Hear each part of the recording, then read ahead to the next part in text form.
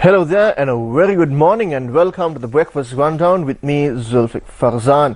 Well, it's a gloomy and rainy Monday, so let's dive into the details right now. The Department of Meteorology has forecasted that over 100 millimeters of rain can be expected in the western Sabaragamuwa, central, northwestern Uva and north central provinces, as well as the Galle, Matara, Ampara, Batiklo, Mana, Kilinochchi and Jaffna districts.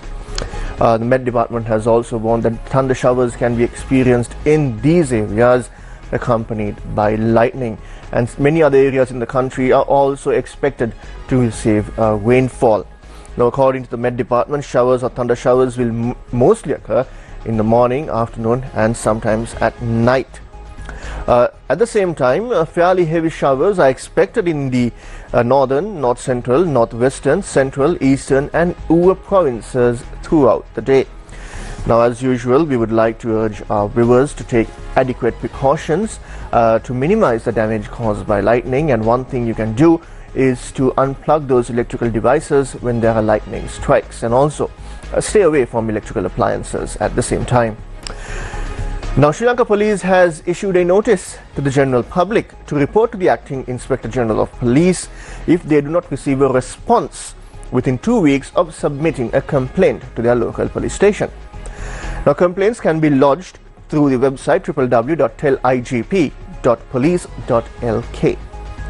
Acting Inspector General of Police Priyantha Weerasuriya issued a directive to resolve all pending and unexamined complaints at police stations within 2 weeks.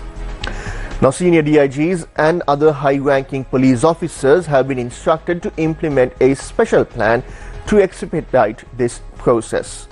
Now, the directive highlights the significant number of complaints that remain unexamined or unresolved. Now, this could also lead to minor incidents escalating into serious crimes and eroding public trust in Sri Lanka Police. Acting IGP Priyantha Weerasuriya has further instructed, moving forward, police station chiefs, who are OICs, must begin investigating complaints on the day they are reported and complete the investigation within 48 hours. At the same time, compliance with these instructions will be monitored by relevant government officials, and any station chiefs, that is OICs, who fail to adhere to these directives will be reported to the acting IGP. Yesterday, President Anurukumara Dissanayake made a significant visit to the Katuapitiya church. Now, during this visit, President Anurukumara Dissanayake stressed that justice will be delivered to the victims and the families of the Easter Sunday terror attacks that took place in 2019. The President met with the families of victims during his visit to the Katuapitiya church as well. During the discussion, the President met with the families, and these families also shared their concerns with the President during an interaction. Now, President Anurukumara Dissanayake expressed his belief that one of the key factors influencing the people's decision in the last presidential election was their hope for justice concerning the Easter Sunday terror attacks. He emphasized that the aspirations of the citizens must align with his own, stating that his goal is to deliver the justice and fairness the people seek in relation to the Easter Sunday terror attacks. He assured that efforts have already begun to achieve this. The President also stressed the importance of conducting the investigation without any preconceived conclusions or biases. He instructed the Secretary of the Ministry of Public Security to ensure a transparent and impartial investigation guided by openness and objectivity. President Anurukumara Dissanayake acknowledged that there is a widespread belief in society that the Easter Sunday terror attacks may have been carried out to gain political mileage. He stated that if hundreds of innocent civilians were sacrificed for political purposes, it would be a profound tragedy. President Anurukumara Dissanayake emphasized that if politics in the country has reached such an extreme, the first priority must be to eliminate this dangerous situation. දෙසියහැත්තහතරකට ආසන්න පිරිසක් මිය ගියා. තව විශාල පිරිසක් තුවාල ලැබුවා. ඒ වින්දිතයන්ට තමන්ගේ ඥාතීන් පිළිබඳව, තමන්ගේ දරුවන්, තමන්ගේ ස්වාමිවරුන් පිළිබඳව තමන් තුළ තියෙන භක්තියට සාධාරණ ඉටු වී තිබෙනවා. ඒ පැත්තෙන් බැලුවොත් මේ පරීක්ෂණය අපි සාධාරණ විතු කළ යුතුයි. අනෙක් පැත්තෙන් එනිසා මා හිතන Well, those were the comments of President Anura Kumar Dissanayake during his visit to the Katua PTA Church yesterday. At the same time, the Ministry of Defence has issued a directive to members of Parliament to return the repeater firearms that were issued for their personal safety. Now, a decision has been taken to take over all firearms issued for personal protection to civilians by the Ministry of Defence. Now, just over the weekend, the Ministry of Defence issued a statement in this regard. It states that this decision was in accordance to the powers vested to the Defence Secretary under Section 6.1 and 6.2 of the Firearms Ordinance Act number 33 of 1916 to take over firearms on temporary basis to the government. Further, this decision is taken subjected to reissue them after a review process. The statement also goes on to say, accordingly, all licensees are informed to hand over their firearms and ammunition issued to the Commercial Explosive Firearms and Ammunition Procurement Unit, or CFAP, at the Sri Lanka Navy camp in Valisara before 7th November this year. The statement also said a copy of the acceptance receipt issued by the CFAP should be handed over to the Civil Security and Development Division office established at the main entrance of the Ministry of Defence. Now, the Ministry of Defence said that it will initiate legal action against those who fail to return their firearms and ammunition before the given date in accordance with the Firearms Ordinance Act number 33 of 1916.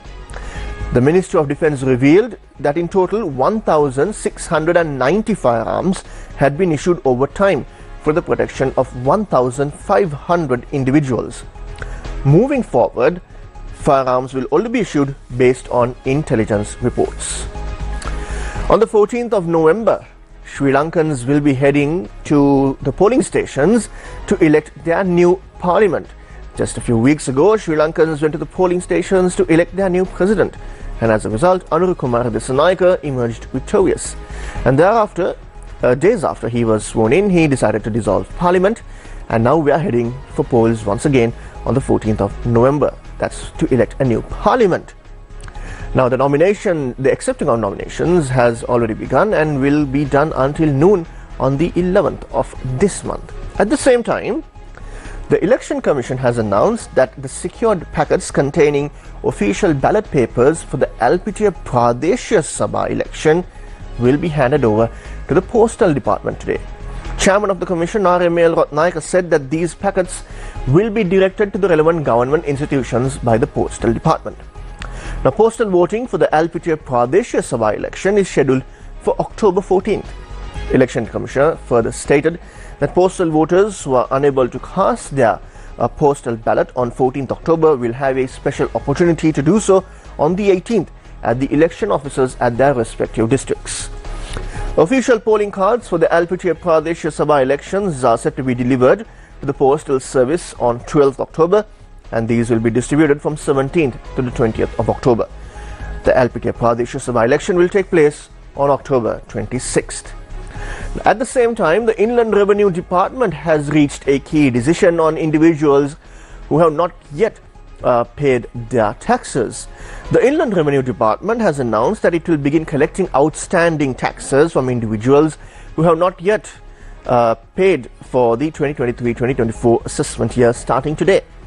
Accordingly, the IRD will be visiting premises of these individuals who have not yet paid their tax payments.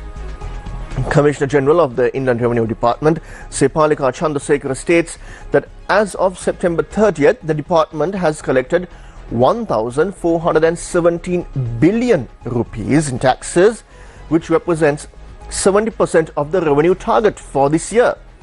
Now, Chandrasekhara explained that due to outstanding self-assessment payments, the department has decided to visit the premises of those who owe taxes to collect the dues. She further noted that the department will take immediate legal action to ensure the collection of unpaid self-assessment taxes following proper legal procedures. At the same time, speaking of taxes, yesterday the special import levy on potatoes was increased by 10 rupees per kilogram. The previous special import levy, which was rupees 50 per kilogram, will not be increased to 60 per kilogram.